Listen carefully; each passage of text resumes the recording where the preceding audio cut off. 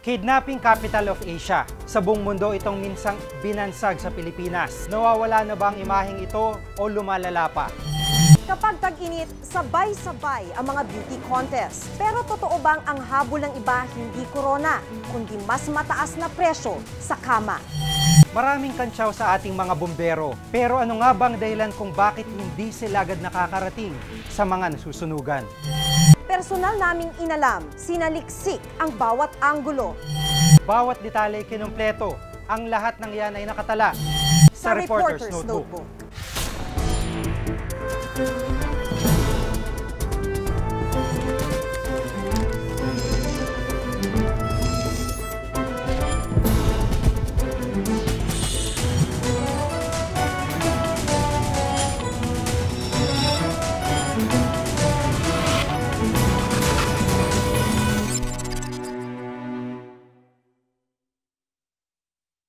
Nitong mga nakaraang buwan, sunod-sunod ang mga insidente ng kidnapping. Lalo tuloy lumalakas ang imahe natin bilang kidnapping capital of Asia. Ano nga bang epekto nito sa mga simpleng Pilipino?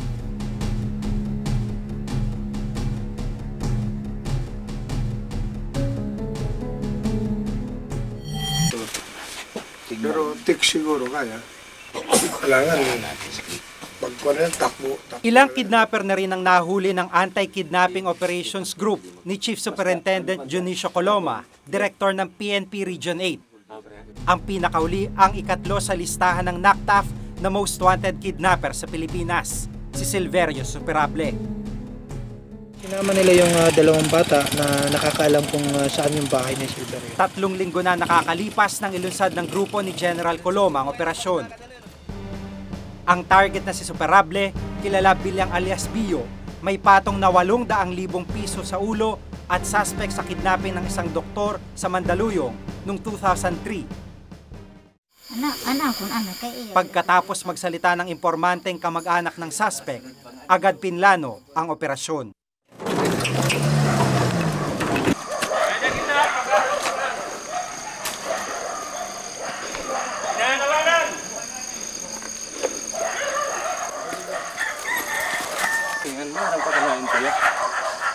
Isa sa mga naabutan ng mga pulis sa lugar ang kapatid ng suspect, pero itinanggi niyang naroon si Bio.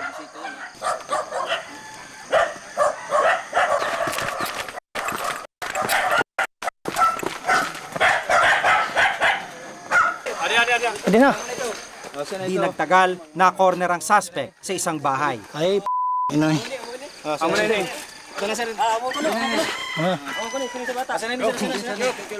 Good. Sa wakas, nakuha rin namin. Thank you, Lord. Thank you. Amo na. Okay. Amo na ito. Sasalita sila ng ganun, nga kasama ako nila. Malayo ho yan. Nag-security ho ako, nagtatrabaho ako na maayos. Si Doktora Gigi ay isa sa mga biktima ng grupo ni Superable. Bagamat pinaulakan niya kaming kunan siya ng kamera, tumanggi siyang magbigay ng anumang pahayag. Masakit para sa kanya na balikan pa ang kanyang sinapit sa kamay ni na Superable noon, kaya kapatid na lang niya ang nagsalita. Nahirapan din siya doon, no? 1 linggo rin siya halos na itinago sa Cavite. Pero at least nakabalik siya sa amin ng buhay at maayos naman. Bago pa man mahuli si Superable noong Pebrero, nakapagbayad ng pamilya din ng halos 1 milyong piso bilang ransom. Ganun pa man, natutuwa sila sa pagkakahuli ng mga otoridad kay Superable. Kaya kami nagbayad kasi yan yung sinabi ng kidnapper sa amin na if we don't pay, definitely gagawin siyang sample para sa susunod na trabaho nila matakot na raw yung Chinese community. 15 milyong piso naman ang hinihinging ransom ng grupo ni Rogelio Morpe, leader ng mga kumidnap sa negosyanteng si Domingo Chu noong January 2004. Mga dating miyembro ng Waray-Waray Kidnap for Ransom Group sina Morpe. Nagsolo sila ng matutunan ng operasyon ng grupo. Pero bago pa man makapagbayad ng ransom ang pamilya Chu, isang impormante ang dumulog sa akin. Ang nagbabantay siya, basta nakita ko dalawa, pero ang mga tao na pumupunta doon, siguro sinisilip nila. Nang maberipika namin ng NBI ang impormasyon, kasama ang AFP-NCR Command, isinagawa ang rescue operation. So, kung naandyan ang pinsan mo,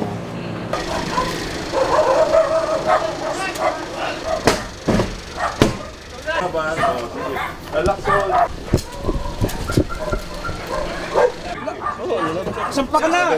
Secure mo na victim. Your responsibility. Chief, secure victim mo na labas. Guys! Kung may kinig mo, sabi mo. Clear. So, sabi ako. Nagagalaw. Okay, si Mrs. Q. Hindi nyo ganun ng picture man lang na doon. Nailigtas si Dominga Chu. Mrs. Q, sir. Makalipas ang isang taon, kinumusta namin ang pamilya Chu. Tumanggi silang humarap sa kamera dahil nananaig pa rin sa kanilang takot. Hindi mawawala yon. At hindi katulad nung wala pa nangyari, kahit anong oras, kahit anong sistema, kahit anong gawin namin, wala kaming alalahanin. Ngayon, medyo merong kunting alalahanin na halimbawa, may gagawin mo isang bagay, hindi nawawala yung kakaroon ka ng dalawang isip. Pinipilit ng ibaon sa limot ng pamilya Chu ang alaala ng kidnapping. Malaki ang naging pagbabago sa kanilang buhay dahil dito.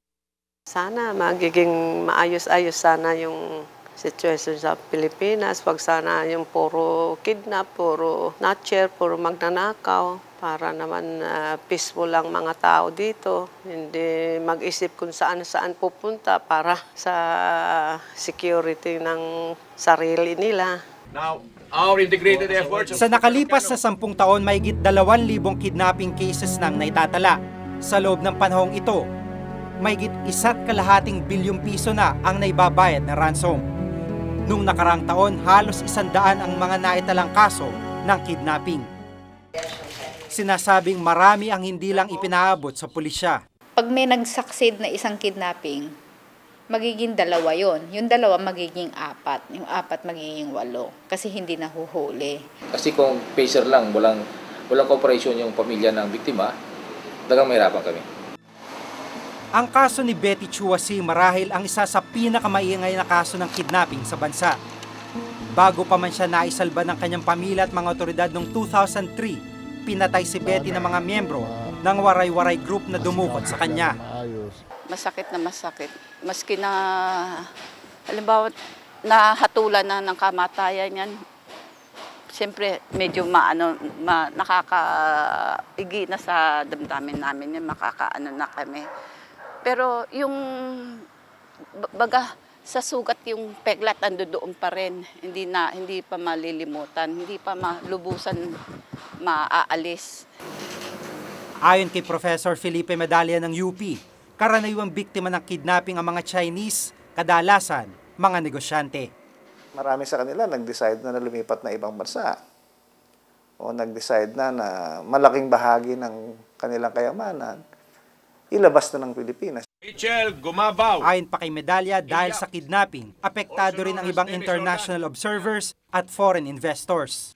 Hindi lang ang mga Filipino-Chinese ang affected. Affected din yung mga international observers na nag-iisip pumasok sa Pilipinas pero nakikita nila na nakikidnap ang Filipino-Chinese. Naturally, sabihin nila, baka kami ang susunod. Si Zen Herrera, third year college sa San Beda, 5 buwan ang nawawala. Ayon sa kanyang inang si Army Alba, Oktubre noong nakarang taon nang biglang dukutin mula sa kanyang minamanayang sasakyan, si Sen. Isang text message ang pinakita sa amin ni Army kung saan 20 milyong pisong ransom ang hinihingi ng mga dumukot sa kanyang anak. Kahit sinong ina, hindi niya matatanggap sa isip niya, sa puso niya na mamamatay ang anak niya, lalo na kung wala namang kasalanan. Yung anak ko, estudyante, tahimik na namumuhay. Ibig ko sabihin, hindi naman kami yung mga, kung may mga negosyo bang mga malalaki na dapat kidnapin ng bata. Pero maliban sa text, hanggang ngayon, wala nang narinig si Army mula sa mga dumukot kay Sen. Sana isoli na nila yung anak ko. Kasi hindi ko alam kung buhay pa ang anak ko, kung patay na. Wala, maawa sila. Capital offense ang kidnapping ayon sa batas. Death penalty ang dapat nakatumbas na parusa. Pero dahil may moratorium sa death penalty, life imprisonment lang ang pinapataw na parusa rito. Bagay na hindi sinasang-ayunan ng ilan. Sana naman ipatupad na yung death penalty law. Bakit kailangan lagyan ng moratorium? Hindi tuloy natatakot yung mga kidnappers na gumawa ng krimen. Total, maliit lang yung chances nilang mahuli. Isa ito sa mga sinasabing dahilan kung bakit walang habas pa rin ang kidnapping. Higit pang nakakabahalang sinasabing pagkakasangkot ng ilang sundalo at pulis sa krimeng ito. Michelle Gumabaw. Matapos madawit ang dating kongresistang si Denz Roldan sa kidnapping, 3 suspect namang sangkot sa kidnapping din ang nahuli ng CIDG sa Taguig nung nakarang linggo. Ang isa sa kanila, pulis. Ang lumalabas na mastermind, pulis din. Hindi na bagong pagkakasangkot ng ilang mga otoridad sa mga krimen. Ngunit ayon sa pamunuan ng PNP, hindi sila nagpapabaya sa pagpaparusa sa mga kasama nilang nasasangkot dito. Kasiraan na rin sa amin ito, kaya hindi namin pinapayagan na may mga kapulisyahan na involved sa ganitong klase ng gawain. Kaya nung malaman namin na may involved na pulis dito na sinasabi nila, at nasabi ko sa aking boss, immediate kagad na sinabi niyang operatin namin ito at hulihin. Yun ang unang-unang binili niya. Kung may pulis talaga involved dito, hulihin niyo at dalhin niyo sa opisina at filean natin ang kaso. Harap ng tao eh. Nakausap namin ang isang dating kidnapper at ngayon police asset na si Bert. Hindi niya tunay na pangalan. Pinatotohanan niyang pagkakasangkot ng ilang mga opisyal sa kidnapping. May mga military, may pulis. Ganyan. Doon naman gagaling ang armas niya. Hindi naman makapagdala ng malalakas na armas niya kung dito sa mga taong yun. Naging driver daw siya ng waray-waray kidnap for ransom group. Inihayag din niya sa amin kung paano nabubuo at gumagalaw ang isang KFR group. Ayon kay Bert, nagmumula ang plano ng grupo sa tagabigay ng impormasyon o tipster kung siya'y tawagin. Papaliwanag ng tipster na bawa nag-iisang anak, nag-iisang apo, gano'n. Ito kabuhayan niya, gano'n ang mga negosyo niyan. Ganitong oras umaalis yung mga magulang, yung anak. Ganitong oras papasok, ganitong oras uwi, sino naghahatid, sino sumusundo. Dagdag pa niya, kadalasang kakilala raw o malapit sa pamilya ng mga biktima ang tipster. Bukod sa tipster at driver na gaya ni Bert, marami pang ibang miyembro na may kanya-kanyang assignment ang isang KFR group. Iba ang tagadukot sa biktima, iba ang tagatago sa safe house na kadalasan ay 5 hanggang 10 katao. Ang financier ng grupo ang kadalasang nakikipagnegosasyon sa pamilya ng biktima para sa ransom. Sinabi mong magkanong hinihingi, konting tawaran lang yun, sandali lang, bigaya na. Sa financier nagmumula ang pondo ng operasyon kabilang ng mga armas, sasakyan, pera, pagkain at iba pang gamit. Kaya pagdating sa hatian ng ransom, mahigit kalahati nito ay napupunta sa financier. Ang matitira ay paghahatian ng grupo. Nananatiling masalimuot ang problema ng kidnapping hanggat hindi nagkakaroon ng higpit ng batas at may mga nakauniformeng kadikit ang mga krimen gaya ng kidnapping. Tila isang pangarap na lang na mawala pa ang kalakal nito. Ako si Giga Manika at itong nakatala sa aking Reporter's Notebook.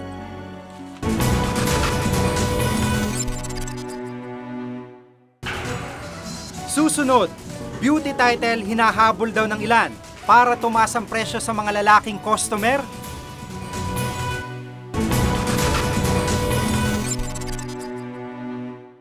$36, $25, $36, 5'3" pataas. Maganda.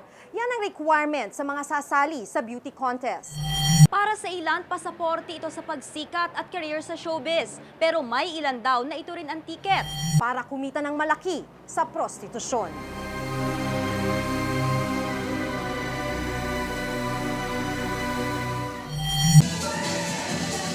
Maliban sa basketball at boxing, mga beauty pageant ang isa sa kinahuhumalingan ng maraming Pinoy. Maraming ang bata pa, pangarap ng maging beauty queen. Isa na sa mga batang ito noon si Nadia. 17 taong gulang pa lang siya nang sumari sa isang national pageant. Bata pa lang ako, medyo every time na manonood ako ng beauty pageants, nagkakaroon ako ng goosebumps. Parang gusto ko talaga, sabi ko sa sarili ko, one day, gusto ko mag-ramp model din ako, maging beauty queen. Pero di niya inakalang sa likod ng pinong pagkilos ng lahat ng nasa entablado, nakatago ang pangit na gawain, prostitusyon. Nagulat ako. Siyempre, kunento ko kagad sa mami ko at sa daddy ko. Respetadong pageant. Hindi ko in-expect kasi noon ang nakikita ko lang puro maganda. Tumanggi si Nadia na pangalanan ang pageant. Takot daw siya sa maaaring gawin ng mga organizer sa kanya. Of course, aware sila. First experience ko, na-chancingan ako. Na-chancingan ako talaga. First, namin yun, na party. Ganun. Tapos, umiyak talaga ako, pumunta ako ng CR. Ang masaklap, nang magsumbong siya sa organizer, siya pa ang napagsabihan. Sabi nila, basta sa susunod daw, hindi na daw mauulit, ganun. Wag ko na lang daw bastusin na yung mga sponsors, ganun. Wag ko na lang daw bastusin. Basta treat them well. Maraming mga Pinay ang nangarap at patuloy na nangangarap na magkaroon ng corona. Pero ang ilan sa kanila sa halip na matupad ang panaginip, bangungot at pang-aabuso ang napala. Kung si Nadia ay walang kamuwang-muwang nang sumali sa pageants, si Asia, kaibigan ni Nadia, ay mulat na mulat sa mga kalakaran dito. 23 taong gulang pa lang si Asia, 4 na pageant na ang kanyang nasalihan. Malala daw talaga ang bugawan sa mga ito. Kakausapin ka, ganyan. Sa akin pang tinawagan pa ako, nag-o-offer sa akin na sa ibang bansa, tapos i-check-in na lang daw niya ako sa isang hotel, ganyan. Kapalit ng sex, kung ano-ano daw ang ipinapangako ng mga DOM. Bibigyan ka nila ng trabaho, bibigyan ka nila ng kondo, ng sasakyan, kung ano hilingin mo, bibigay nila. Siyempre may kapalit yan in return naman, diba? Mas malala pa rito ang naging karanasan ni Nina, dating kandidata sa isang Bikini Open. Sa akin niya daw po ibibigay yung title nung contest na Bikini Open. Tapos yun nga daw po, wala daw po siyang asawa, wala daw po siyang pamilya. So papakasalan niya daw po ko, kaya yun, nangyari po sa amin. Like one night stand. 15 taong gulang siya nang mangyari ang insidente. Hindi niya matanggap ang kanyang naging kapalaran. Nagamit na siya, umuwi pa siyang talunan. Sisisi nga po ako dun sa nangyari kasi napaniwala niya po ako na ganun. Aminado si Jude Landan, isang talent handler na lumalala ang bugawan sa mga pageants ngayon. 13 taon na siya sa industriya. Humahantong sa prostitusyon. Pero yung prostitusyon na tinatawag, kung ang alaga mo, na-train mo ng maayos, sinabi mo lahat yung dapat niyang gawin, at hindi siya nasisilaw sa pera, kasi dito talagang masisilaw ka sa laki ng pera eh. Lantaran na daw ang kalakarang ito. Una, pag nag-check-in, dyan, marami nang nangyayari dyan, mga out of town, mga location. Doon nagaganap ang mga bugawan. Maging mga talent handler daw ng mga kandidata, nagiging bugaw na din. Maraming sa panahon ngayon maraming talent handlers na sila mismo nagbubugaw sa alaga nila. Talagang yun ang intention nila sa isang contest. Sang-ayon dito si Roy, 15 taon ng talent handler. Sumasali lang daw ang ilang kandidata para pataasin ang presyo nila bilang prostitute. Umaabot daw minsan sa milyon ang gastos ng DOM sa isang kandidata. Pag meron kang portfolyong ikaw kandidata pa lang, nagaling ka sa isang prestigyosong contest, pagdating mo doon, iba daw ang presyo mo. Ang iba naman daw pumapatol sa mga sponsor at organizer sa paniniwalang maipapanalo sila nito. Pero hindi lahat na naikakama na nanalo. Hindi. There are people who try to take advantage, no? And in this case, I think they try to take advantage of young, uninformed women. Dati ring beauty queen si Nelia, kaya alam niya ang kalagayan ng mga kababaihang sumasali sa mga beauty pageants. Women can be vulnerable, so they have to protect themselves and before they join, they have to know what they want in life and they have to have high self-esteem. Noon pa raw na kandidata siya ay mayroon na ring kaso ng bugawan sa mga pageants. Naalala ko nga nung time ko as early as 1969 up to the 70s, meron talagang mga DOM. Ginagawa naman daw ng mga organizers ang lahat ng kanilang makakaya upang maprotektahan ang mga kandidata. It's up to the candidates really, and it's up to the chaperone to prevent yung mga incidents na ganon. Sina Nadia at Asia hindi pumatol sa pampubugaw na nangyari, pero pareho pa silang nagwagi sa mga pageants na sinalihan nila.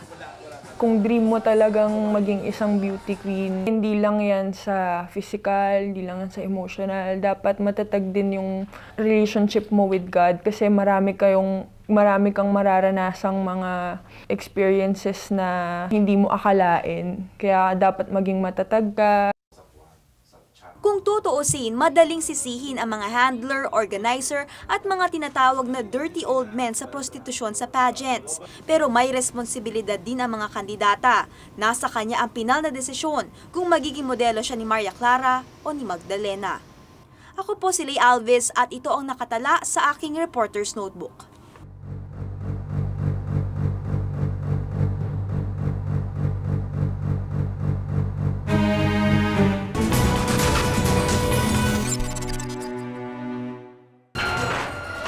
Susunod, luma at sira-sirang gamit ng ating mga bombero, iisa-isahin ng Reporter's Notebook. Hanggang fire out, nasa eksena sila pero marami pa rin ang nagrereklamo. Kundi raw kasi makupad, kulang pa sila sa gamit.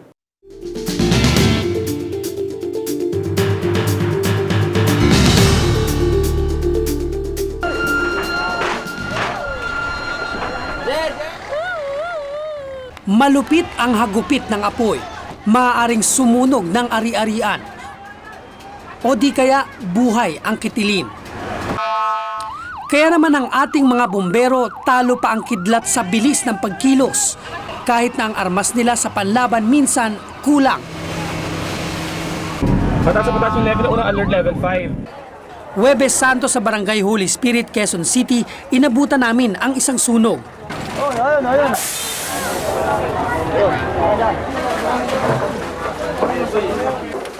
Ang bomberong ito ang gamit na hose, sinlaki lang ng pandilig ng halaman.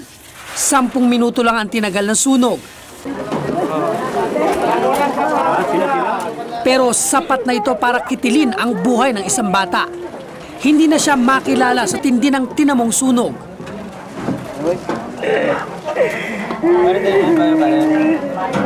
Asan ka ba kasi? Mama, bumili na kami ng tinapay. Pinagsabi ako kay mga adik. Sabi ko, patayin niyo yan. Dito na lamang kayo. Lumayas nga kayo. Buhay ang nakataya, hindi lamang ng mga nasusunugan, nalalagay rin sa alanganin, pati ang buhay ng mga lumalaban sa sunog. At pinalala pa ito ng kondisyon ng kanilang mga kagamitan.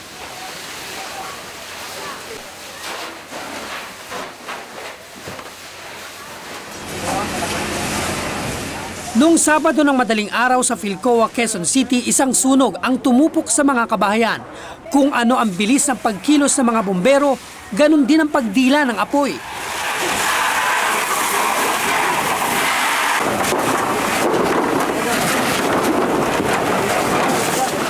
Sabado de Gloria, pero ang trabaho ng mga bombero tuloy pa rin. Dahil masikip ang daan, nahirapan silang pasukin ang lugar.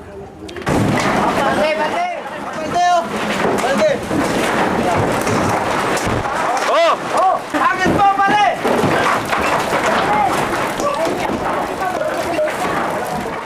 Mula sa 15 levels of alert, nasa level 9 na ang sunog. Ibig sabihin, kalat na ang apoy.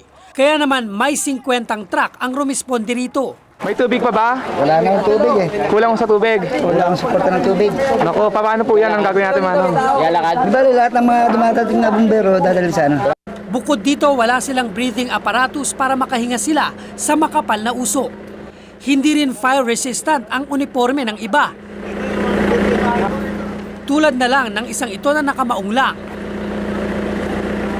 Pati ang boots dapat daw fire resistant, pero ang suot ng bomberong ito ordinaryo lang. Paano itong botan niyo ba? Yung sasabi nila na parang high-tech ba to? Yung parang fire resistant ba? Fireproof? Hindi, nabili ko na lang ito sa department store eh. Ano po? Nabili ko na lang ito sa department store. Inabot ng 4 na oras ang sunog at natupok ang may 500 kabahayan. Ayon sa mga bumbero, mas napabilis sana ang pagpatay ng apoy kung kumpleto lang sila sa gamit. Hindi lang sa Maynila ang may ganitong kondisyon ng mga bumbero. Sa Paumbong, Bulacan, tila mas malala pa. Ito ang kaisa-isang fire truck dito sa Paumbong, Bulacan na re-responde sakaling magkasunog sa 14 na barangay. Pero ang problema, hindi ito gumagana kaya kinukumpuni pa. Kaya kung magkakaroon ng sunog, walang re-responding truck, kailangan pang manghiram sa ibang bayan. 4 lang ang bumbero nila, 14 ang kinakailangan nila. At ang mga gamit luma na at sira-sira. At sa sobrang konti, kasya na sa isang mesa lang. Para din yan sundalo, i-train mo. Kung hindi naman bibigyan ng armas, matatalo rin sa laban. Diba? Ganyan din kami. Kahit anong gagaling namin dito, pagka wala kaming maayos na gamit, wala rin. Sasabihin, pupunta ang bumbero, walang tubig. Pero hindi naman ganun. Minsan nagmamalfunction lang. Bukod dito, wala pa silang opisina. Pinahiram lang sa kanilang espasyo sa gitna ng munisipyo at kulungan. Base sa aking pagtatanong, saka simula nung ako'y na-recruit, 1986 pa, hindi nagkaroon dito ng fire station. Wala talaga rito sa Paumbong. Nasa 3,000 truck ang kailangan ng bansa. 1,000 lang ang meron tayo. Sa ngayon ay may 15,000 bumbero naman sa bansa. 2,000 dito ay nasa Metro Manila. Kaya naman naisipan ni George Go Piensiong ng Volunteer Firefighters of the Philippines na magtayo ng samahan ng fire volunteers.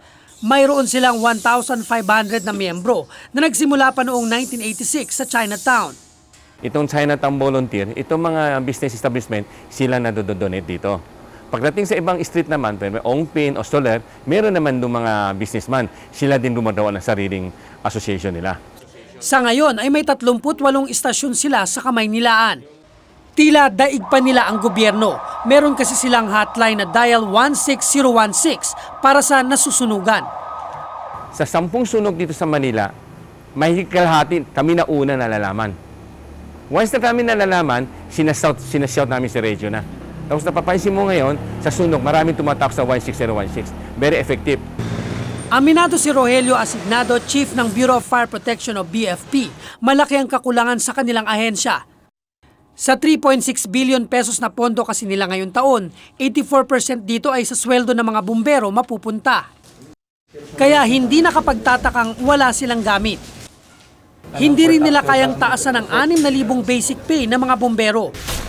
Pero ayon kay Van Resurrection ng Foundation for Filipino Firefighters, isang NGO, hindi lang naman pera at gamit ang problema ng fire system sa bansa. Dapat daw ay pahawak na lang sa mga mayor ang fire station ng bawat munisipyo para sa pagkontrol at pag-budget. The logic there is the command responsibility is placed on one official alone who will answer, siyang sasagot sa kanyang constituents kung medyo hindi na kakaroon ng magandang serbisyo yung fire protection. Siguro tama yon. Meron kami mga naririnig na dapat i-devolve, ilagay na sa mga LGUs, pero ang una sigurong dapat nating pagtuunan ng pansin, yung kapasidad ng LGU na bumalik ka talaga sa fire prevention, sa fire suppression, saka sa firefighting capability. At ang nakadidismaya daw, hanggang ngayon ay wala pa tayong National Fire Safety Program na siya sanang pinakaplano ng gobyerno sa sistema ng sunog. Pero unang linggo ng Marso ay nilunsad ng BFP ang programang National Junior Fire Marshal. Dito ay kumukuha sila ng estudyante mula high school hanggang kindergarten sa buong bansa para turuan kung paano maiiwasan ang sunog. Malaki nga naman ang matitipid kung iiwas sa sunog kesa pagpapatayin mo kung kailan nandyan na. Pero lahat ng nakausap namin ay iisa ang sinasabi. Hindi masusolusyonan ng problema hanggat hindi natututo ang mga tao. Tulad na lamang sa Agam Road kung saan nagkasunog nitong March 6. Nagtuturoan na magkapitbahay na ito kung kaninong gasera at kawad ng kuryente nagsimula ang sunog. Marami mga kapitbahay na nandyan kami lahat, nandito yung apoy. So talagang dito po sa inyo nagsimula, te? Ganun ba? Oo. Hindi, makita nyo naman kung dito sa amin nagsimula. Bakit gano'n nasa palagitnaan namin nag-uumpisa? Bakit sa palagitnaan namin natutupok? Yun na nga sinasabi ko eh. Parang isinasabi niya na sa kapitbahay. Jenny, ang nakakita ng apoy. Kung kilala mo si Josie Tubal, siya nagsabi sa amin, nandito kami, siya nagsabi sa amin, Lynn, itong bahay na to nasusunog. Nasa 3 hanggang 10 bilyon ang halaga ng ari-ariang natutupok ng apoy kada taon at kada taon din nasa 300 ang namamatay at 600 ang nasusugatan. At hanggat pilay ang ating fire system at mga bombero, patuloy na malulumpo ang sitwasyon natin tuwing magkakasunog. Sana ay wag na nating hintaying tuluyan pa tayong maging baldado. Ako si Cesar Apolinario at ito ang nakatala sa aking Reporter's Notebook.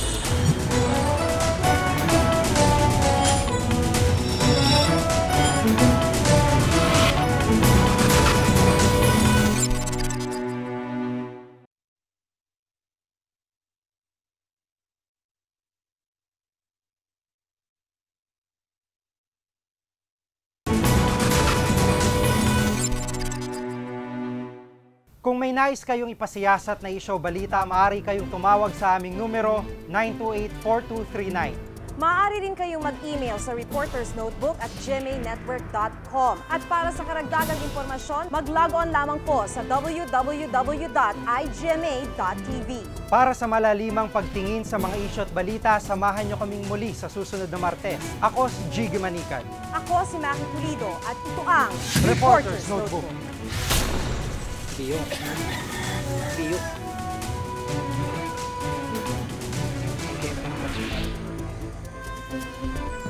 Silver yung separate. Amo na. Okay. Amo na ito. Kung sasalita sila ng gano'n, mga kasama ko nila, malayo yan.